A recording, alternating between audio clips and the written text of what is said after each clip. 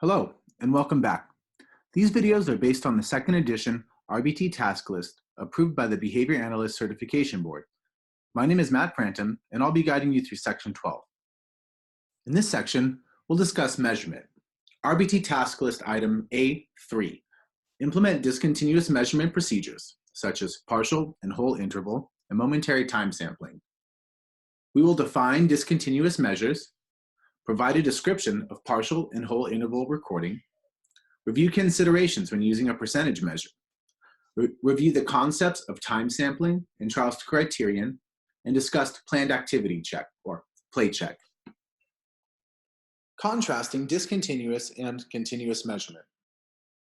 Before we define and discuss the various types of discontinuous measurements, it's important to distinguish discontinuous from continuous measurement. When we talk about continuous measurement, we're talking about using dimensional quantities to measure the fundamental properties of behavior. Now, these dimensional quantities are count, duration, latency, rate, inter-response time, and these measurements objectively and reliably measure some fundamental property of behavior.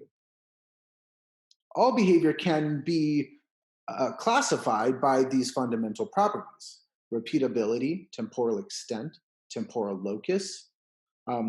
When I'm talking about repeatability, what I mean is that all behavior can be repeated. It can occur more than once across time. And if I want to measure that repeatability of a behavior, I would use the dimensional quantity of count or frequency. Temporal extent refers to the amount of, or the portion of time that a behavior occupies. All behaviors have a beginning and an end. The amount of time from the beginning to the end of a behavior, or its temporal extent, is measured as a duration. Temporal locus refers to the fact that all behavior occurs at a point in time. If I am observing an individual to measure some aspect of behavior, when that behavior occurs, I can look at my watch and note, oh, it happened at 9:05. Latency is one way that we measure temporal locus. I know that once the learner encounters some kind of SD, I can measure the amount of time from the SD until the beginning of the response. Some dimensional quantities measure various fundamental properties. So rate measures both repeatability and temporal locus. It not only tells me how many times a behavior occurred, but how often it occurred. I measured one behavior at 9 o'clock, another one at 9:22, again at 9:45, and again at 9:50. And I can say that this behavior occurred 4 times per hour. Discontinuous measures, on the other hand, are derivative and dimensionless. By derivative, I mean that when we use discontinuous measures, we are deriving some kind of qualitative value from the information collected during our measurement procedure. Take, for example, the score of 70%. This doesn't actually tell me or give me any information about the number of responses, doesn't tell me anything about how long a response took. It doesn't actually describe the behavior in an objective way. What it does is give me some idea or approximation about the quality of work being done. When I say that these measurements are dimensionless, I mean that often we arrive at these qualitative values by dividing one dimensional quantity by the other. So to get a percent correct, we are going to divide the count by another count. Or if we're going to determine the percent of time spent doing something, we're going to divide duration by duration. And by using these calculations to arrive at a qualitative number, we are in effect canceling out that dimensional quantity of the behavior. Now, there are a couple different types of discontinuous measurement. One of the first ones we'll talk about is interval recording. And this type of recording approximates some kind of aspect of behavior. It measures the percentage of intervals in which behavior occurs. Later on, we'll talk a little bit about momentary time sampling and planned activity checks, or play check. So remember, continuous measures should be used as often as possible to provide clear data for measuring progress and evaluating treatment efficacy, but there are times when certain variables make taking continuous measures more difficult, in which case a continuous measure is more likely to be implemented with fidelity. There are certain instances where discontinuous measures are preferred over continuous measures. One instance would be when observing multiple individuals or taking data on more than one person at the same time. So think of teachers or instructors in a group setting. Some of these measurement procedures allow you to stop observing or tracking a single behavior until the end of an interval, in which case you can then adjust your focus from learner to learner as you're waiting for the current interval to end. There are other measures such as the planned activity check that allow you to periodically check on everyone in the classroom at the same time. You may also want to use discontinuous measures when tracking multiple behaviors. So some of these measurements, like partial interval recording or momentary time sampling, allow you to stop observing until the end of the current interval or until the beginning of the next one, so you can stop paying attention to one type of behavior and start attending to a different behavior to be measured. Finally, you might want to use a discontinuous measure when determining the accuracy or mastery of a particular skill. Let's say I'm working with a client and we're trying to teach age-appropriate object labels, and I have this set of 10 different common household items that I want my learner to be able to identify. Now, how do I know when he or she has mastered one label and I can move on to teaching the next one? Using a dimensional quantity like count doesn't give me that qualitative value that I need to determine the accuracy of that client's labeling. I can't simply say, oh, he labeled chair 5 times. That means it's good to go.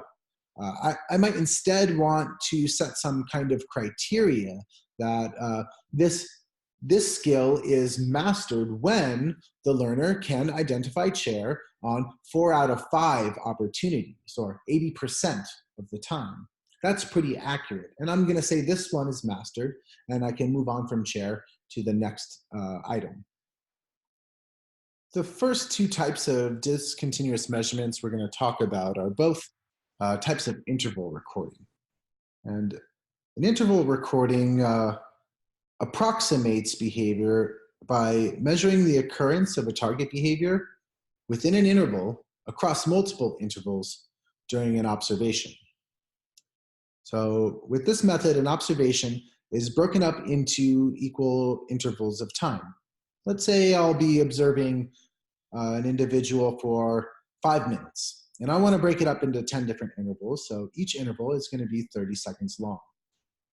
Now, I will record the presence or absence of a target behavior for each interval. Now, depending on whether we're using whole or partial interval recordings, I'm going to have a different type of criteria for recording the presence or absence of that specific behavior.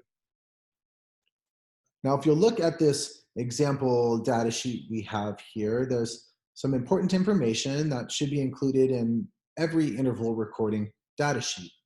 You want to have the name of the participant, the name of the observer, where the observation took place, and the time of the observation. This will typically be some kind of range, say for this example, we're doing a 5-minute observation. So we'll say the observation took place from 9:15 a.m. to 9:20 a.m.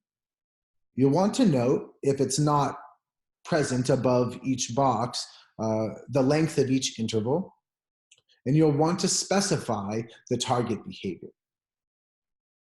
Once you've finished recording your observation, you'll then get some kind of qualitative value, in this instance, a ratio or percentage of intervals in which the behavior was observed.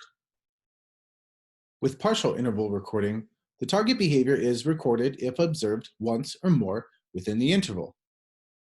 This means that one occurrence within the interval is recorded exactly the same as 5 occurrences within the same interval.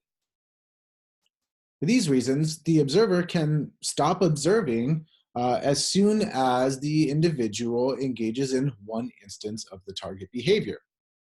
It doesn't matter if the individual performs that behavior twice, 3 times, 4 times. The measurement is going to be exactly the same, and they don't actually have to attend to the individual until the start of the next interval. Let's look at an example data sheet for partial interval recording. In this data sheet, you'll see all of the information we talked about earlier. We are observing an individual named Billie Jean during center time at school. Sam is our observer, and he is observing Billie Jean between 9:15 and 9:20. Sam is recording the occurrence of face slapping. This interval looks like, okay, it's 5 minutes long, so each interval is going to be 30 seconds. Note, during interval 1, Sam recorded a minus. That means that Sam did not observe any occurrence of the target behavior. We'll skip ahead to interval 3. You'll see a plus there. Sam did observe face slapping within that interval. However, we don't know if Billie Jean slapped her face 1 time or 5 times. At the end of the observation, Sam recorded 6 instances or 6 intervals in which Billie Jean's face slapping behavior met the criteria for this particular recording. That means that, according to Sam's observation, Billie Jean engaged in face slapping behavior on 60% of intervals. With partial interval recording, there's a potential that the target behavior is overestimated. This type of recording procedure is better for behaviors that occur at high rates as opposed to behaviors that occur at low rates. Let's take a look at these 3 tables I've constructed. They're all hypothetical data representations meant to illustrate the concept of overestimation with this recording procedure. If you look at the first table, you'll see that it's not necessarily a partial interval recording, but instead what I've done is I've recorded the count of the behavior just within the time frames for each interval.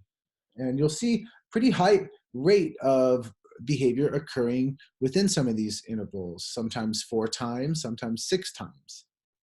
Well, if I count every instance of the behavior, I get 23 occurrences of the target behavior. Now let's look at the second table. This is another hypothetical representation, and again, I'm using count to represent the total number of instances of the behavior, just spread across the time frames of these 30-second intervals. So it's a much lower rate of behavior, meaning it's occurring less often.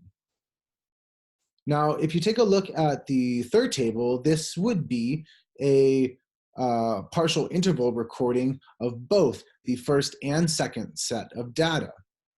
Notice that the top and middle tables, the occurrence of the behavior in terms of did it occur or did it not occur matches up perfectly, meaning that for both sets of data, there was a recording of at least one or more instances of the behavior in intervals 1 and 2, nothing in 3, yes in 4, yes in 5, yes in 6, nothing in 7, yes in 8, 9, and 10.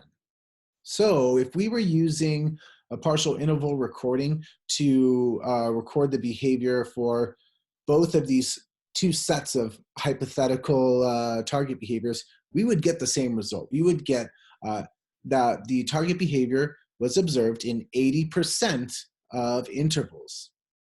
How can that be if in one set we have 23 occurrences of the behavior, and in another we have 8 occurrences of the behavior? So this is what I'm talking about when I say that partial interval recording can overestimate the target behavior.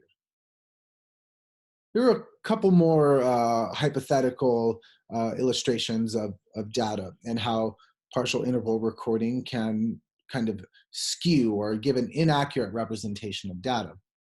Let's look at this top one where, again, I've used count on the top and the partial interval recording on the bottom.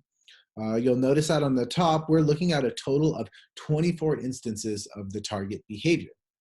And if we were to have used partial interval recording to observe that behavior, we would get that 50% of intervals, or for 50% of intervals, the behavior was observed. Now let's look at the bottom table. Again, on the top of the bottom table, we have a count. And then on the bottom, a partial interval recording of that observation.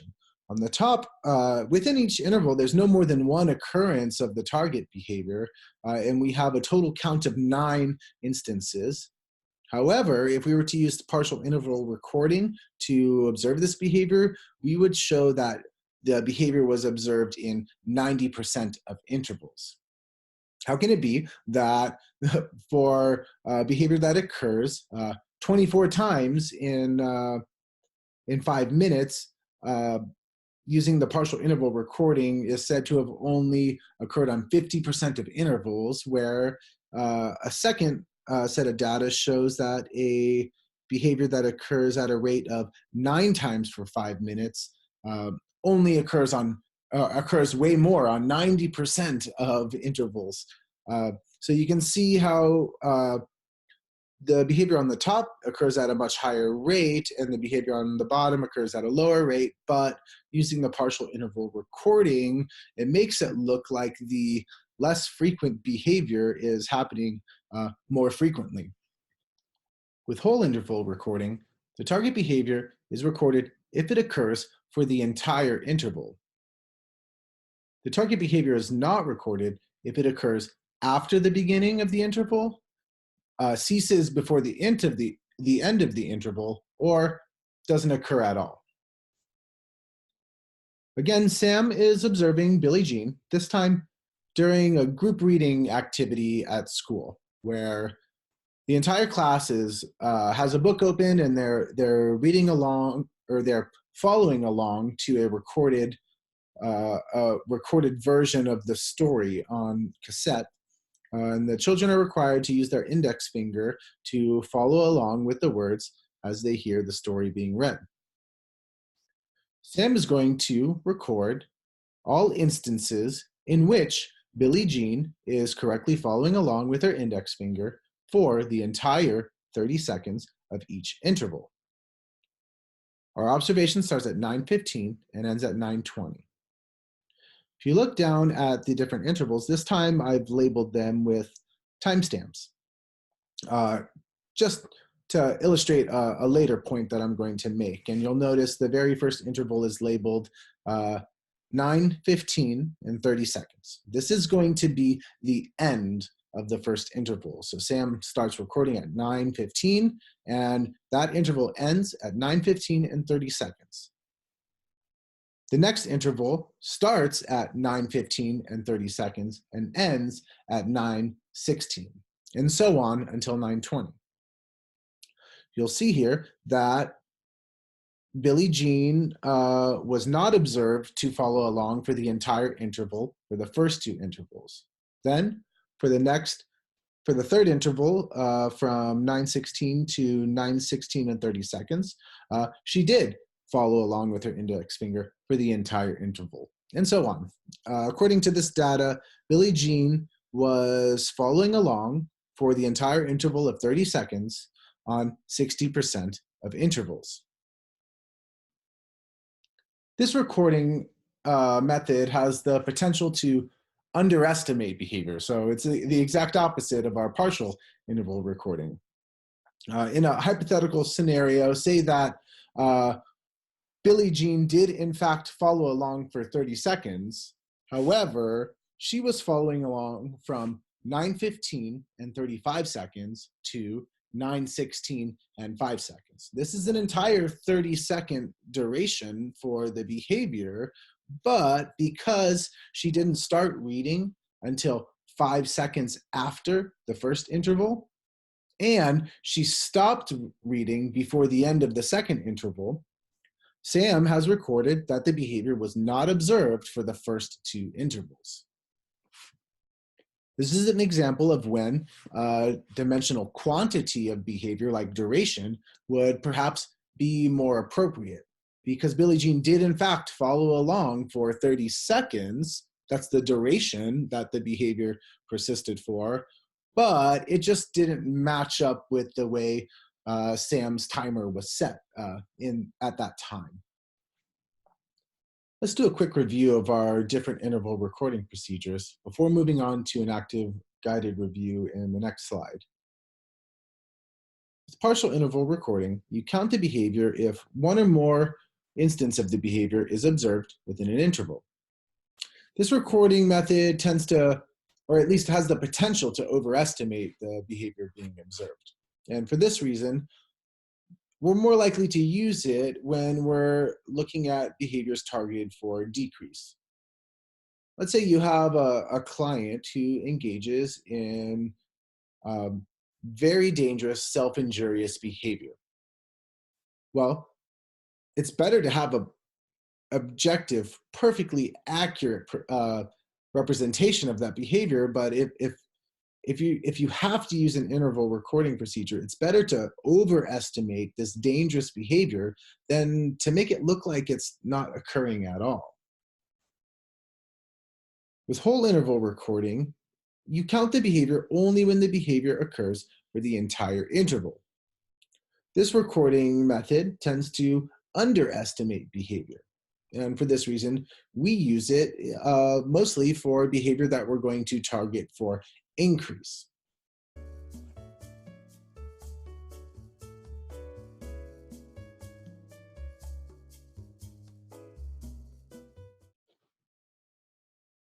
Now let's talk about some considerations when using a percentage measure. What is a percentage? Well, it's a ratio. It's a ratio derived by combining two of the same dimensional quantities, such as count or time, expressed as a number of parts per 100. Now, what does that mean? Well, let's look at something like percent occurrence, where we're looking at the percent of correct or independent responses divided by the total number of opportunities to respond independently or correctly. This is where you might find some derived qualitative value, such as 75% correct. Now, a couple of different types of percentages you might see are with interval recordings, where the expression is the total number of intervals, or the percentage of intervals in which the behavior occurred, percent occurrence that we just talked about, and then percent duration. This is something where you might want to look at the duration of a behavior that occurred divided by the total duration in which the behavior could have occurred. You might use a measure like this for a less discrete behavior, such as attending to a lesson, looking at the teacher. If you want to know what percentage of the time a learner is engaged in a group discussion or in following along with a text, you might use something like percent duration. When we talk about percentage, there are a couple different considerations we should make. And let's talk about interval recordings first. Uh, Interval recording often takes less time and effort, especially if the behavior occurs at a high frequency. This is because the behavior or the observer records the behavior only once during the interval, regardless of how many times the behavior occurs. However, interval recording only provides an estimate of the actual number of times that a behavior occurs. If the intervals are too long, such as 1 hour, the results can greatly overestimate the frequency of the behavior. The shorter the interval, the more accurate the representation of how often the behavior is occurring. For example, if aggression occurred once per hour over a 5-hour observation, a 1-hour interval recording would conclude that the behavior occurred during 100% of the intervals. This is one occurrence in one occurrence per 1-hour interval. However, if a 10-minute interval recording form was used, the results would conclude that the same behavior occurred during only 16.7% of intervals. 5 of the 10-minute intervals contain the behavior out of a possible 30 intervals. Momentary time sampling. This method is similar to interval recording, except that the behavior is observed and recorded only at the end of the interval. This method is easier for classroom teachers to implement when teaching simultaneously. Most of the time, teachers have more than one student, and they have a lot of different things that they need to be doing other than watching a particular individual to record a target behavior. Like the interval recording, momentary time sampling is often expressed as a percentage, but with this recording technique, the intervals of time are usually in minutes rather than seconds. The observer can use a simple kitchen timer or a motivator to prompt attending to the individual and recording. So to paint a better picture of this, let's imagine a teacher in a classroom of 12. And this teacher has a variety of responsibilities. Right now, she is trying to record data on the percent of intervals that one of her students, will say her name is Samantha, is out of her seat during a lesson. So the teacher is going to have some kind of timer on her hip that vibrates, and she's going to set that timer to, let's say, 2 minutes. The teacher can go about her business. She can gather materials, she can write on the board, read to the class, do all of the different tasks that a teacher might need to do during instructional time. At the end of the interval, the 2-minute interval, the little timer on her hip is going to buzz. This is going to prompt her to look at Samantha. And in this moment, she will record whether Samantha is in her seat or out of her seat. After that momentary observation and recording, the teacher can then go back to all of the different things that she has to do. That is until the timer buzzes again, in which case she'll divert her attention to Samantha and record whether she was in her seat or out of her seat. And she'll continue on this way until the end of her, the end of the intervals on her form, or however intervals are specified for this particular observation period. The data produced by a momentary time sampling recording procedure is the least accurate representation of the actual occurrence of the behavior relative to all other recording methods, both discontinuous and continuous. It's most suitable for recording behavior that are frequent or of long duration. Remember when we talked about our considerations for discontinuous measurements earlier, and that the longer your interval, the less likely it is to be accurate. Well, this is also true for momentary time sampling, in that if you're recording a behavior that occurs at low rates, during that single moment at the end of the interval where you are observing the individual of interest, if it's a low rate behavior, that behavior is less likely to occur in that moment, and you might have a false negative on your recording sheet. Maybe that individual engaged in the target behavior 5 seconds prior to your momentary observation, and you just missed it because it happens so infrequently. If you're using this recording technique to record behavior that happens at a higher rate, it's much more likely that during that quick observation window, you're going to catch that behavior occurring, and that the data or your percent intervals is going to be more representative of the actual frequency of the target behavior.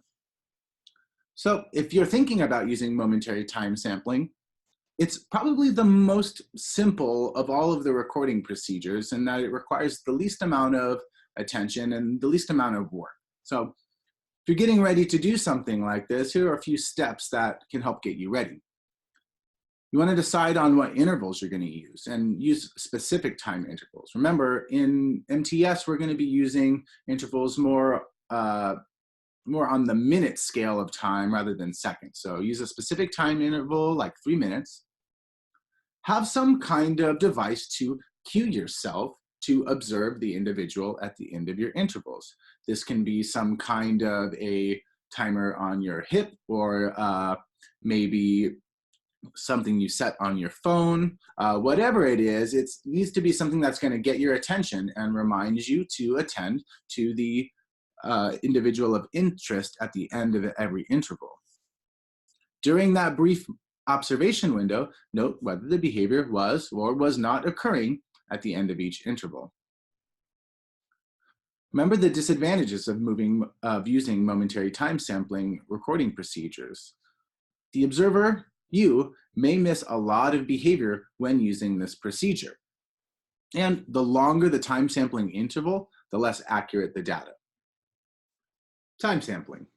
Time sampling is a variation of interval recording, and it's pretty similar to momentary time sampling. It's just with this recording procedure, you are going to have a larger but still small observation window within a larger interval. So with time sampling, small samples of time, for this example, we'll say 30 seconds, are set up within larger intervals. For this example, we'll use 5 minutes. So we have 5-minute intervals, and we're going to have a 30-second sampling window inside of that 5-minute interval. You can set up your sampling window either at the beginning or the end of your interval. For simplicity's sake, I like to set it up at the beginning. This way, as soon as my timer goes off, it's a reminder for me to begin observing for 30 seconds. So instead of noting whether the behavior occurred or did not occur within the entire interval or within a brief moment, the observer looks at the student during the sample of time, 30 seconds. And this method is best used if the teacher is interested in something like group performance, multiple behaviors of multiple students. And as with a lot of our other interval and sampling procedures, don't use this method for low frequency behavior, because you're more likely to miss behavior that's occurring during these brief windows of time. And if that happens, then your data will not be representative of the behavior that's actually occurring. Trials to criterion. Trials to criterion measures the number of trials required to meet a specified performance expectation. This is used to determine mastery of a skill, as well as used to measure acquisition rate. This measure is calculated post facto, meaning after the performance expectation is met. The criteria can be something like independent correct response, or 80% accuracy or better. Let's look at a few examples. In this first example, our criterion is going to be set at 1 independent correct response. If you look at the first table, you'll see for the first 5 trials, the technician recorded a P. This stands for prompt, meaning the technician had to prompt the learner to engage in the correct response. For the 6th trial, the technician recorded a plus. This stands for independent correct response. At this point, the performance expectation has been met, one independent correct response, and the technician will end the sitting and provide some kind of contracted reinforcement. The technician will then go back and note that it took six trials to meet the performance expectation of one independent correct response. So our trials to criterion is 6. Criterion can also be set at a percentage of accuracy. Because a percentage is derivative, the number of trials can vary even though the percentage is the same. So let's look at these second 2 tables in which the trials to criterion varies even though the performance expectation is identical. In this middle table, you'll see that for the first trial, the technician recorded a P, and for the subsequent 4 trials, the technician recorded an independent correct response. 4 out of 5 comes to 80%. The trials to criterion was 5 trials. In this last table, you'll see that 2 out of the 10 trials, the technician recorded a P and an independent correct response for 8 of the 10 trials. This 8 out of 10 comes to 80%, meeting the performance expectation of 80%. However, in this example, the trials to criterion is 10. Trials to criterion can also be used to compare the effectiveness of different procedures.